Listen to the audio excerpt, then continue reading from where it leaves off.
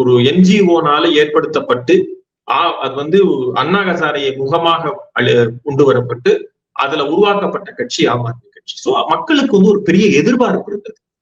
And அவங்க வந்து ஒரு 70 தொகுதியில 40 தொகுதி 50 தொகுதின்னு அப்படி படிப்படியா ஏறாம 67 தொகுதி எடுத்தாங்க ஃபர்ஸ்ட் எலெக்ஷன்.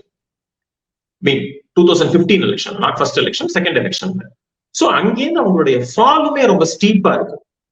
சோ 2020ல வந்து பாஜக அந்த தேர்தலை ரொம்ப சீரியஸா அணுகல.